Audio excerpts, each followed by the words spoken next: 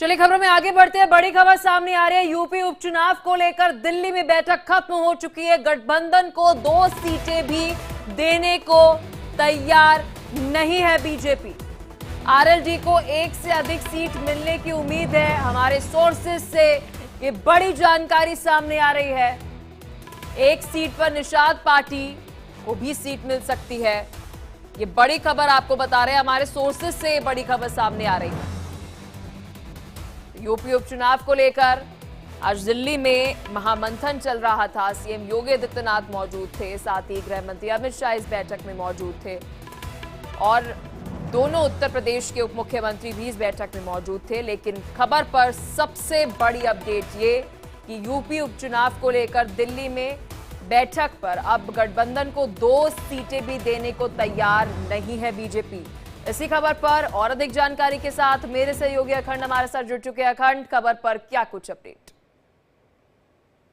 देखिए, मीटिंग अब खत्म हो चुकी है, लेकिन इस मीटिंग को लेकर क्या निर्णय लिया गया ये अभी जानना बाकी रह गया है। लेकिन जो सूत्रों के मुताबिक जानकारी मिल रही है, जो हमारे अंदरूनी सूत्र हैं, वो जो ये बता रहे हैं, वो ये बताते हैं कि बीजेपी 1 सीट से ज्यादा शायद ही किसी आरएलडी को, जो मीरापुर की सीट है, उसको, उसके अलावा शायद ही वो जो जो सहयोगी दल है, चाहे वो निषाद पार्टी हो या फिर सुबह सपा ही क्यों ना हो, इनको कोई सीट देने के लिए राजी। हाँ, ये जरूर हो सकता है कि इनकी पसंद के या इनके कैंडिडेट को बीजेपी अपने सिंबल पर चुनाव मैदान में उतार दे, इसकी संभावना ज्यादा बन रही है और इसको लेके एक बाकायदा परसेप्शन बनाने की कोशिश भी हो रही है लोगों के बीच में, उसकी कोशिश भी शुरू हो गई है।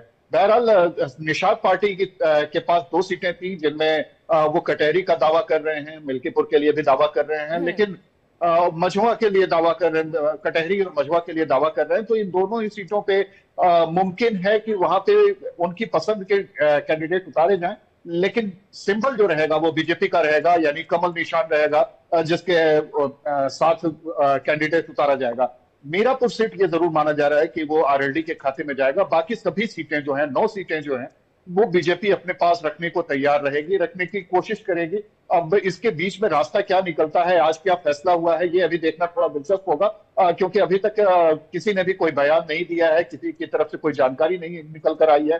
क्या फैसला लिया जाना है, बीजेपी की जो रणनीति होती है, चूंकि ये गुप्त मंत्रणा होती है, इसको सार्वजनिक नहीं किया जाता, लेकिन जो कयास लगाए जा रहे हैं या सूत्रों के मुताबिक जो जानकारी मिल रही है, वो सूत्रों के मुताबिक जानकारी यही है कि इस मीटिंग में इतना तय होना था कि प्रत्याशी कौन होगा, कौन कौन से प्रत्याशी हो सकते हैं किन किन सीटों पे। तो हर सीट पे 3 प्रत्याशियों के चयन की बात हो रही थी, जिन पे आज मुहर लगने की बात कही जा रही थी। मुमकिन है आज मुहर लग भी गई हो, और अगर सहयोगी दलों से बातचीत की जो प्रक्रिया पहले से चल रही थी, अगर वो प्रक्रिया पर एक सहमति बन गई होगी, तो निश्चित तौर पर इसी पे आगे बढ़ने की कोशिश करेगी बीजेपी। और मुमकिन है सकते हैं क्योंकि लोकसभा चुनाव के नतीजों से सीख लेते हुए उत्तर प्रदेश में अब सीएम योगी आदित्यनाथ का सुझाव जो है वो लिया जा रहा है कैंडिडेट्स को लेकर, और सीटें किस तरह से रहनी चाहिए।